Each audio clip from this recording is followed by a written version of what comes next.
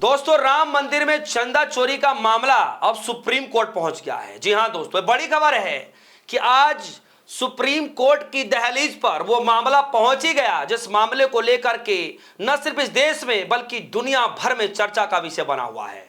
और चर्चा का विषय इसलिए बना हुआ है दोस्तों, क्योंकि जिस राम मंदिर को लेकर के एक सरकार सत्ता में आई, लोगों को, विपक्षों को ना जाने क्या से क्या तर्क दिए गए, और आज जब उस पूरे मामले को लेकर के जब सच्चाई दिन प्रतिदिन सामने निकल कर आ रही है, तो आज वही सत्ता में बैठी हुई पार्टी अपनी पार्टी पर आरोप लगाने की बजाय, अपने लोगों पर सवाल उठाने की बजाय विपक्षी पार्टियों पर आज भी यह सवाल पूछा जा रहा है। दोस्तों, राम मंदिर में चंदा चोरी का जो मामला है, अब यह छुपने वाली बात नहीं रह गई है। पूरे देश भर में लोगों के अंदर गुस्सा है कि राम के नाम पर सरकार में आए और आज उसी राम के नाम पर चंदा चोरी किया जा रहा है। इतना बड़ा घोटाला तो शायद किसी ने सुना भी नहीं होगा, देखा भी नहीं होगा। और यही पोल पट्टी जिस तरीके से खुली है दोस्तों, बीजेपी की रातों की नींद उड़ गई है। इस खबर में बातचीत करेंगे कि किस तरीके से पूरा मामला सुप्रीम कोर्ट पहुंच गया, कौन से जज इसकी सुनवाई करेंगे, कब सुनवाई होगी, किसने पिटीशन दायर की, सब कुछ मैं आपको इस खबर में बतलाने जा रहा हूं।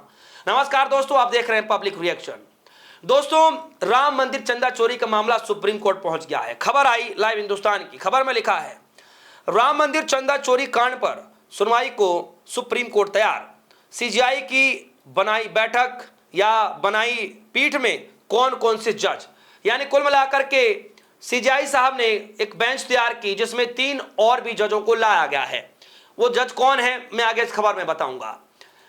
दोस्तों, खबर आ रही है राम मंदिर जो जन्मभूमि तीर्थ क्षेत्र है, जो ट्रस्ट है, उसमें जो दान था, दान में हेराफेरी करने का, उसके बाद कह सकते हैं कि उसमें गमन करने का, बहुत सारे घोटालों का लगातार आरोप लगता रहा है और कई एक परतें जो है खुलती हुई नजर आ रही हैं।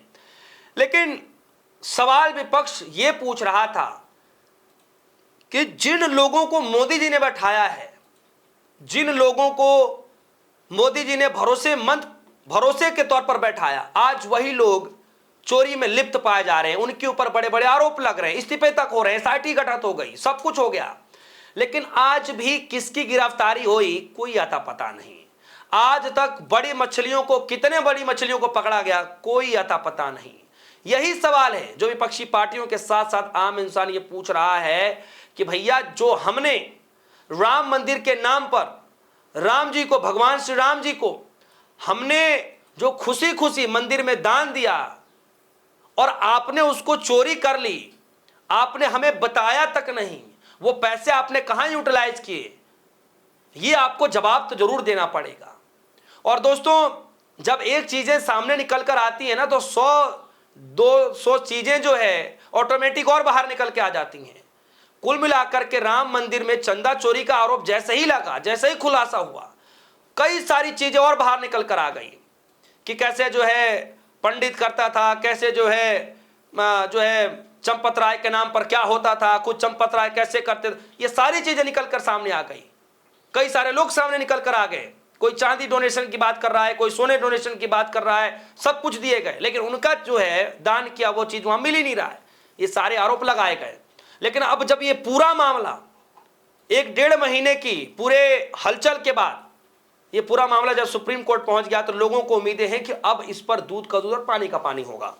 खबर में लिखा है सीजीआई सूर्यकांत की अध्यक्षता में 3 जजों की पीठ तैयार कर ली गई है और यह पीठ आगामी 13 जुलाई यानी आने वाले इसी सोमवार को इस मामले की सुनवाई होगी। इस पीठ में चीफ जस्टिस के अलावा जस्टिस जयमाल्या बागची और जस्टिस वीएस मोहन शामिल हैं, यानी टोटल 3 से 4 जजों को ये बेंच है। और ये बेंच जो है इस राम मंदिर में चंदा चोरी गमन का मामला जो है, ये जो पूरा कांड हुआ है चंदा चोरी का, इस पूरे मामले को लेकर के सुनवाई होगी।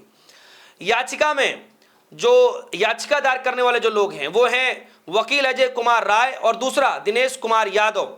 इन दोनों लोगों के द्वारा याचिका दायर की गई है। याचिका में अयोध्या राम मंदिर में मिलने वाले दान, चढ़ावे की चोरी, गमन के आरोपों की जांच की गुहार लगाई गई है। याचिकाकर्ताओं ने कहा कि सुप्रीम कोर्ट की निगरानी में जांच का आदेश देना होगा। यानी जब तक सुप्रीम कोर्ट की निगरानी में जांच नहीं होगा, ये जांच जो है उस तरीके से नहीं हो पाएगा जिस तरीके से हम चाहते हैं। निष्पक्ष जांच नहीं हो पाएगा। क्या मेन चीजें जो रखी गई हैं, सुप्रीम कोर्ट से क्या मांग की गई है, वो मैं आपको बता देता हूं। याचिकाकर्ताओं ने सुप्रीम कोर्ट में कहा कि जांच पूरी होने तक दान से जुड़े हुए सभी रिकॉर्ड सुरक्षित रखे जाएं, बैंक खातों का विवरण तैयार हुआ, donation registered, audit report, computer record, CCTV footage और अन्य सभी संबंधित दस्तावेज सुरक्षित रखा जाए। याचिका में अदालत में यह भी आदेश देने का आग्रह किया कि जांच के दौरान किसी भी सबूत को नष्ट न किया जाए, बदलने या उसके साथ छेड़छाड़ भी न किया जाए। इस तरीके की याचिका में मांग की गई है सुप्रीम कोर्ट से कि यह आदेश दिया जाए कि कोई भी जो जांच से संबंधित चीजें हैं उसको नष्ट ना किया जाए, नहीं उसके साथ कोई छेड़छाड़ किया जाए, ताकि उससे जांच प्रभावित ना हो सके। तो कुल मिलाकर के दोस्तों ये पूरा मामला जो है अब सुप्रीम कोर्ट की दहलीज पर पहुंच चुका है। 13 जुलाई याद रखिएगा, 13 जुलाई के दिन पहली सुनवाई होगी। उसके बाद यह सब कुछ समझ में आ जाएगा कि दरअसल यह मामला कहां तक पहुंचने जा रहा है, आगे क्या कुछ होगा नहीं होगा, यह बात की बात है। लेकिन यह बड़ी खबर है दोस्तों कि जिस सुप्रीम कोर्ट में राम जन्मभूमि का मामला फंसा हुआ था, सुप्रीम कोर्ट से जो बहाल हुआ, सुप्रीम कोर्ट के आदेश के बाद आप देखिए किस तरीके से राम मंदिर बना, और अब उसी सुप्रीम कोर्ट के अंदर में राम मंदिर चंदा चोरी का मामला फिर से वापस आ गया है। क्या आदेश होगा, क्या कुछ किया जाएगा, कैसे किया जाएगा, ये सब आने वाले वक्त पर देखा जाएगा। फिलहाल इस खबर को लेकर आपकी क्या राय है, वीडियो कमेंट सेक्शन में जाएगा, अपनी राय रखिएगा। फिलहाल के लिए दीजिए इजाजत, देखते रहिए पब्लिक रिएक्शन। धन्यवाद।